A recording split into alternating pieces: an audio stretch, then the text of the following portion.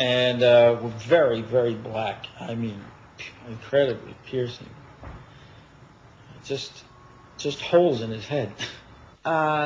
He communicated to me with a kind of a telepathy, which was so strong. Maybe I was very sensitive, but if it was a radio, he could have turned it to 2, and I would have heard very well. But he turned it up to about 20, so it was like, "We're not gonna hurt you!" And it was, you know, everything else went out of my head. It was terrifying. It was just almost like a blossom in my head. To be quite honest with you, when I'm outside and I walk and I see crowds of people on Wall Street and Nassau Street, you know, I look at them and I say to myself, I wonder how many of them have been abducted. Yeah, it's just a flood. I don't know how many people there actually are, but I would estimate at least in this country anyway, in the tens of thousands, probably more.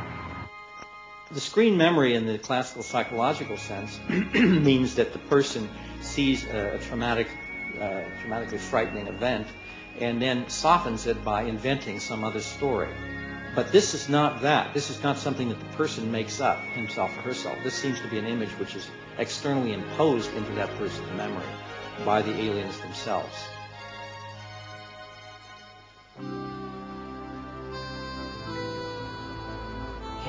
It was just strange to me, and then I realized that they weren't wearing goggles. That was their eyes. And they weren't wearing helmets. That was the shape of their heads. The thing that they will always start to draw first is the eyes, because the eyes are so arresting. It's difficult to even... You might not remember anything else but the look of the eyes. The only thing I could really compare it to was that there were like 1950s Italian wraparound sunglasses that went around to the side of his head.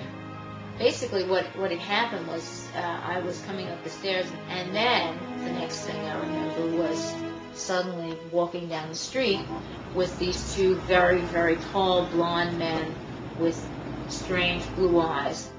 How am I supposed to know what is coming out into hypnosis? Were they dreams, or was it real? Maybe it's just dreams that have been coming out into hypnosis. I heard a sound, but again, everything sounded slowed down. I looked over, and both of the other guys in the band were sitting there with their mouths open like O's, you know. And one of them was saying, "Oh my God," but again, everything sounded slowed down to me. Like, "Oh my God," like that. I felt as someone was pounding on my back, and that's all I remembered. After that, everything was, the next thing I knew, I'm running through the living room, and I knew what had happened. I just didn't remember what happened after that. I remember seeing the curtains, like, blow over my head. First there was the pounding on my back, and then I saw the curtains like blow over my head, and that was all I remembered up until, and then I consciously remember running through the living room, and I thought my children were gone, because when I went in there they weren't breathing. What I thought was the bedroom curtain in actuality was the nightgown that went over my head. What the pounding on the back was, I don't know.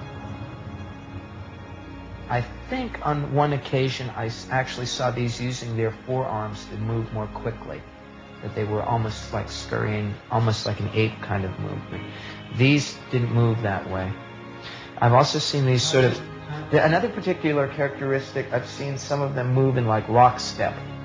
Like a bunch of them in a row, just moving completely together as if all their movements were completely coordinated. They'll cock their head from side to side, and also if they get excited, these kind of their head will start like bobbing or wobbling like that. He didn't actually walk. He just seemed to kind of float along, which might be important in the animation. The little ones were not the same. How did the little ones move? As I recall, they moved just kind of like us. They like were doing things. They were busy moving around, whereas he just seemed to flow. He was very, very graceful. And they were not particularly graceful. They were more like little dentist workers or something.